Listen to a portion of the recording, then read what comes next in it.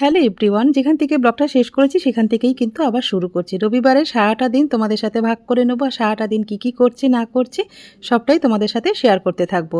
আজকে রবিবার, বাবুর ছুটি রয়েছে, সেই জন্য বাবুই কিন্তু গেছিলো ওর বাবার দোকানে, মানে যাদবপুরে গেছিলো, আসার সময় বাজারটাও নিয়ে আসতে। তা চলো রবিবার আছে কী কী রান্না করবো আর কী কী বাজার পাঠিয়েছে সবটাই তোমাদের সাথে শেয়ার করতে থাকবো।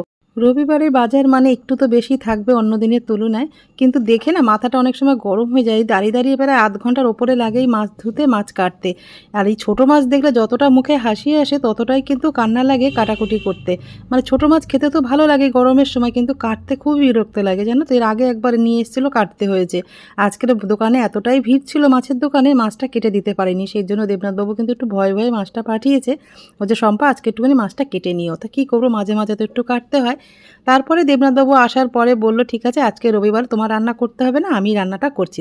তোমরা তো সব সময় রান্নাঘরে আমাকে দেখেছো, দেবনাথবাবুকে তো কোনোদিন দেখোনি। আজকে দেবনাথবাবু রান্না করবে, তোমাদের সাথে শেয়ার করব। কি বলছো কি? চিকেনটা আমাকে দিয়ে করাও রেখে দিয়েছো, আমি যেরকম করবো সেরকম খাবে। তোমার ছেলেকে বলো। ছেলে তো খাবেই, তুমি তো নাক ছিটকাও ওই জন্য। তখন তো আলু ছাড়া, কিন্তু আলু দিতে বারণ করেছে। উল্টো পাল্টা রান্না করছে রবিবার দিন আজকে। মাঝখানে বড়টা এটা দেবনাথবাবুর কথা তো তোমরা শুনতেই পেলে, আমি নাকি নাক সিটকাই রান্না করলে। আমি যে না না, আজকে আর নাক সিটকাবো না, তুমি যা রান্না করবে তাই আমি কিন্তু হাসি মুখে খেয়ে নেবো। অন্তত রান্নাটা তো করো। সবসময় নিজের হাতে রান্না খেতে কার ভালো লাগে বলো তো? মাঝে মাঝে যদি বরেরা একটুখানি রান্নাঘরে এসে খুন্তি নাড়ে, সেটা কিন্তু খেতে কিন্তু একদিন বেশ ভালো লাগে। সবসময় নিজের হাতে রান্না খেতে একদমই ভালো লাগে না। তা আজকে একটু ভালো লাগছে যে ও একটু চিকেনটা রান্না করবে।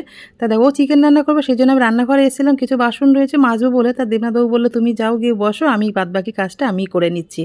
তো ও কিন্তু বাসনও মাজছে আবার রান্নাও করছে। তা আজকে বলো তো, আমি তো শোনি দেবনাথবাবু তো রান্নাঘর থেকে আমাকে আজকে ছুটিয়ে দিয়েছে, কিন্তু পেছনে দাঁড়িয়ে দাঁড়িয়ে ভিডিও তো আমাকে করতেই হবে। বাবা আর ছেলে কী করছে সেটা তো আমাকে দেখতে হবে, তাই না? তা বাবা দিকে চিকেন কষাচ্ছে, ছেলেকে দিচ্ছে, ছেলেও কিন্তু চিকেন খেয়ে খেয়ে টেস্ট করে বাবাকে বলছে কীরকম হয়েছে কি হয়নি।